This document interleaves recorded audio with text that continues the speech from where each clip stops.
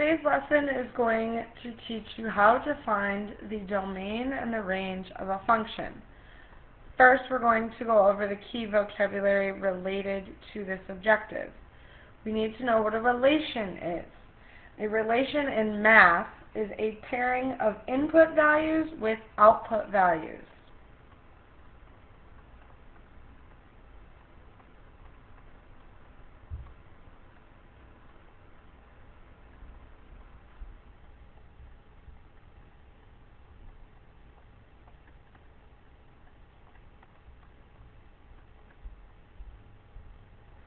So, a pairing of input values with output values. There are several different ways to represent a relation. All of these are things that you are familiar with. And think of a word that you know. Relationship is a pairing of two people.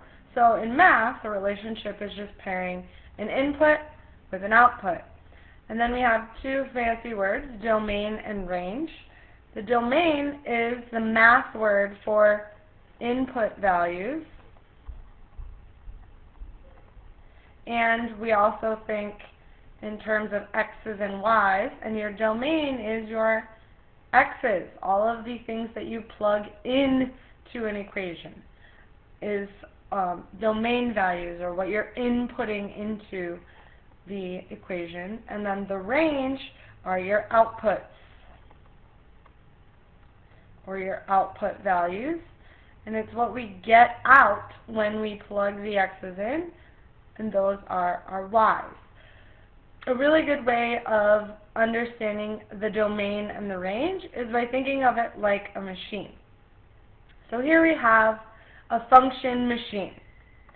Your function machine, here we have the in, which are our x's, and we just learned that another word for that is domain. So anything we're plugging into the rule can be a function, an equation,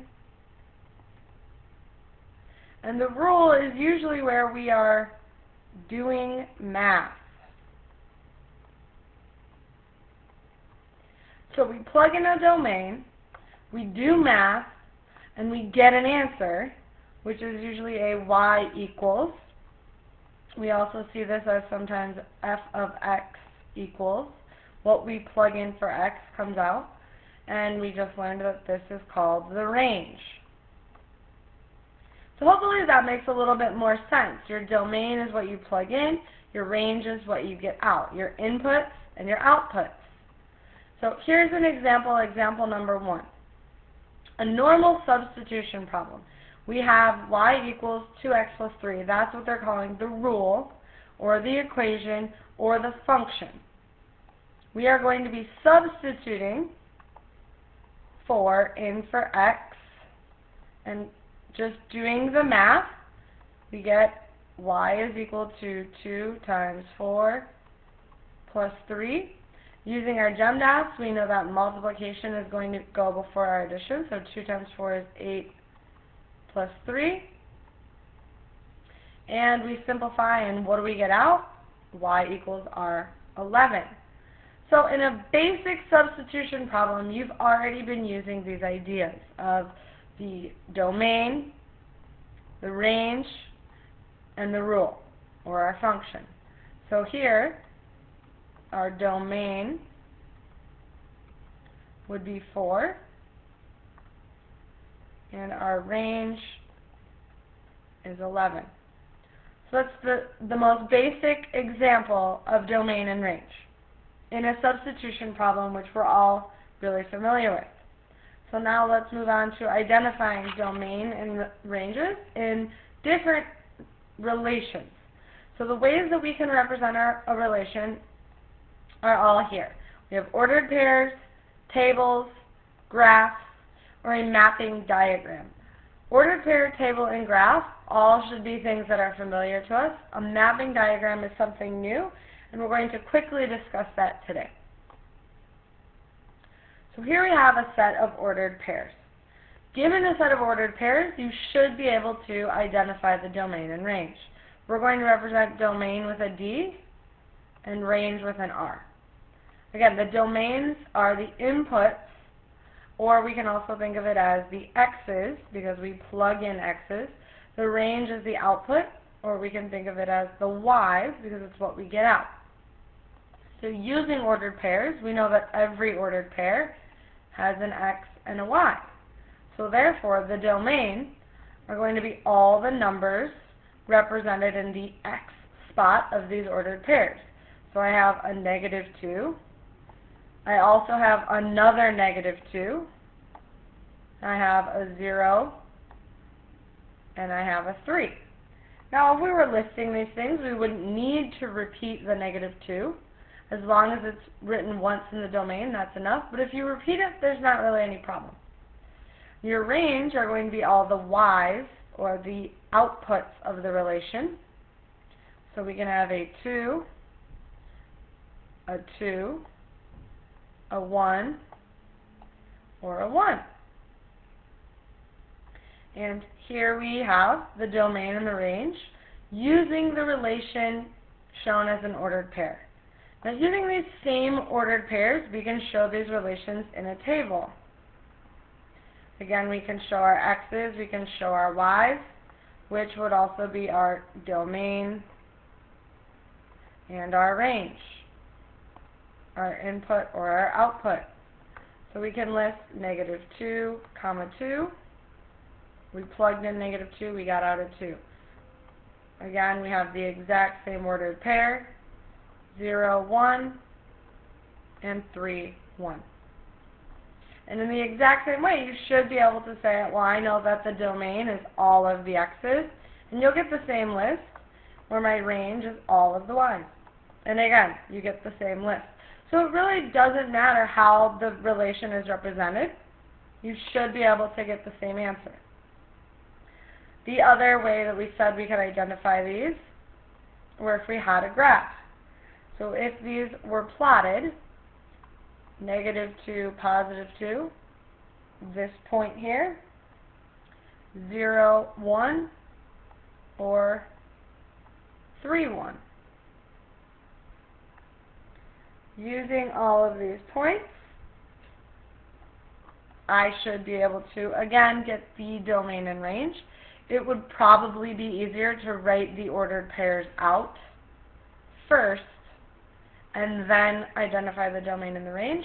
But again, if you think of it in terms of x and y, we know that this is the x-axis, this is the y-axis, and so any dot along the x is going to be part of the domain. So we can see that this x value is a -2, and that is part of our domain. This x value is a 0, and that's part of our domain. And this x value is a 3, which is part of our domain. Same goes for the range. Now we're focusing on our y values. So we have a y value at 1. This y value is also at 1. And this y value is at 2. All of those are represented in our domain and our range. Now the last example we have is our mapping diagram. And so here we're going to quickly look at an example of a mapping diagram. And it's usually shown with 2 longer boxes. And they put all of your inputs in the first column and your outputs in the second column. It's very similar to a table. There's just one extra thing, and it's arrows that match the relations to each other. So in a table, we assume that everything follows right across. So if this is first on top, then the thing that matches with it goes straight across, straight across. So the table is very similar to the mapping diagram, but a mapping diagram doesn't really have to go in order. We can have 0, then -2, and then 3. The order doesn't matter, and we're taking all of these numbers again similarly from our ordered pairs. And then we're going to have 2 and 1, and we'll just put a 4 in there. Right? So now, using a mapping diagram, you see a relationship. So the arrow that we want to draw from 0 to 1, -2 to 2, and 3 to 1. Okay? And this is showing every relationship using these numbers based on a certain function.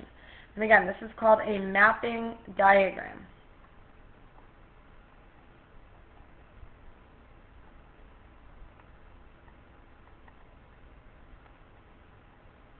So in the same way that we had a relationship shown between ordered pairs, shown with our table, shown with our graph, a mapping diagram does the same thing. They're saying that if you put in 0, you're going to get out 1. And we could write that, there's my x, there's my y, my input and my output. And we see that point up in the example in the ordered pairs. We see the same thing in the table. I put in 0, I get out 1. We see the same thing on the graph. I put in x equals 0 and I get out y equals 1. This is just a different way to show it. Same thing, -2 takes us to +2. We can write that as an ordered pair. And +3 takes us to 1. And there again, we have all of the same domain, all of the same range. It's just a different way of expressing it. Since nothing gives us a 4, there's no arrow leading to that. That's fine. There can be extra values. That's just not going to be part of our domain and our range. So for all of these relations, our domain and our range works for all of them. This is just a different way of expressing relations. You do need to know how to identify a domain and a range from ordered pairs, from a table, from a graph, and from a mapping diagram. So let's look at an example of domain and range. All right. So a deep sea diver needs a tank of oxygen to breathe. And that oxygen tank will break if it goes deeper than 130. So as you go deeper in the water, the pressure on the water feels heavier and heavier and heavier because the water is pushing down on you. So if a diver goes deeper than 130 feet, then this oxygen tank is going to break. So we don't want the diver to go deeper than 130 feet. The pressure in feet cubed on the diver, so how much pressure the diver feels, is represented by the following function. P of D equals 1 plus 0.03 times D, where D represents how deep the diver swims. So A is saying, is it reasonable for the domain to be a value of 7 feet cubed? Can the pressure be 7 feet cubed? And B, what is a reasonable domain and range of the function? Right? So we're going to start with the part A of this problem. Is it reasonable to think that 7 feet cubed is a pressure? So 7 feet cubed, can this be a domain?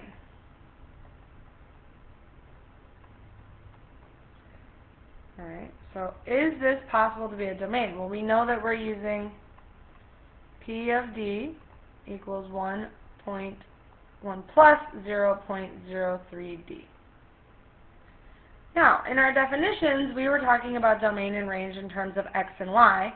And here, we don't see any x and y's. We see P, we see D, we see all these crazy things.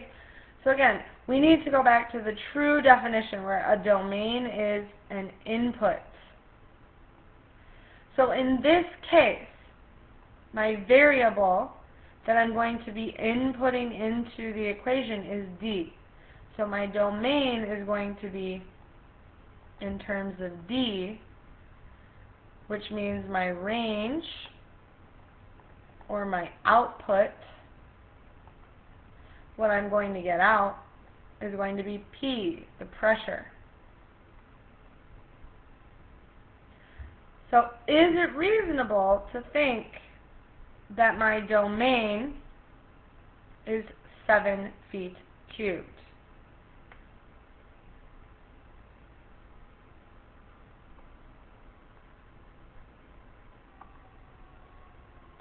I'm sorry, I just realized that this should be, is it reasonable for the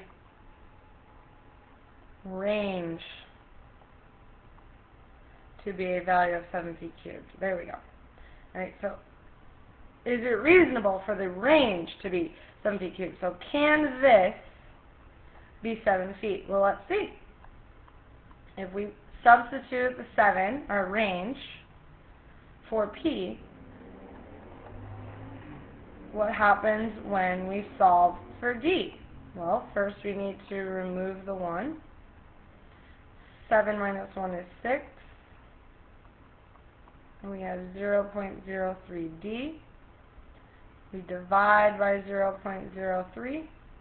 Divide by 0.03. And we end up getting 200 equals D. So they're saying that if the diver has a range of 7 feet cubed, that means that they have a domain of 200. Is this possible? Well, let's go back to the original problem. Is it possible for the diver to dive 200 feet deep? Well, if we go back, we say the tank will break if the diver goes deeper than 130 feet. So if the diver is going to die if he goes deeper than 130 feet, is it reasonable for a range to be a value of 7 feet cubed? Alright, and our answer is no. No, it's not reasonable. Because that means that the diver has dove deeper than it's possible for that tank to go. So, no, this isn't reasonable.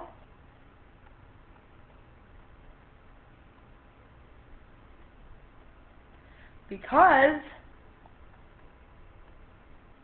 the tank breaks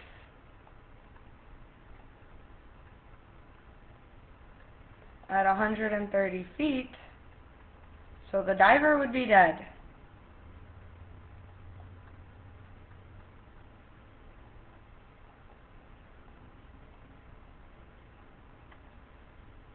Alright, so if 200 is a reasonable number mathematically, but in this problem it doesn't make sense, then is 200 part of the domain? Is this a number that we would want to input into this function?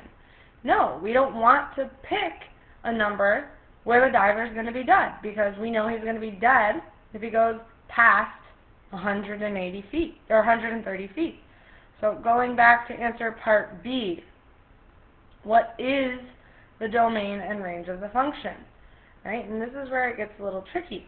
Well, will the diver be alive at 0 feet? Yes. Will the diver be alive at 1 foot down? Yes. 2 feet? Yes. How far can the diver go? The diver can go between 0 and 130 feet.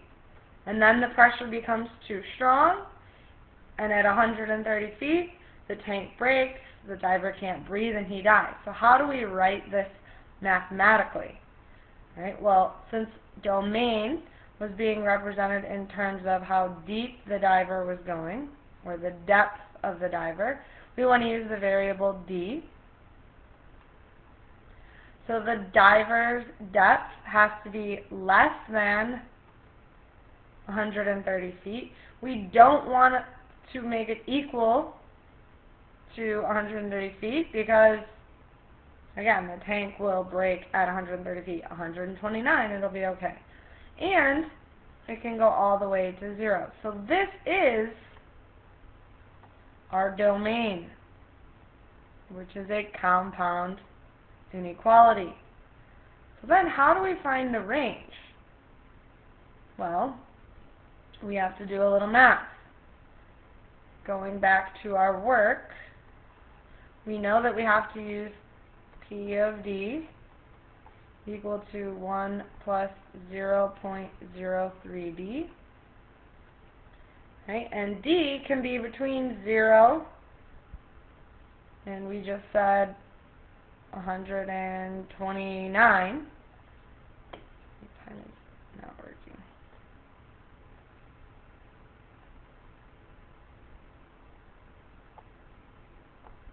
Here we go. 129. So we can plug any of these values in for that D. So what's the lowest pressure that we can have? Well, if I plug in 0, I'm going to get 1 plus 0.03 times 0. Well, 0.03 times 0 is going to give me 0.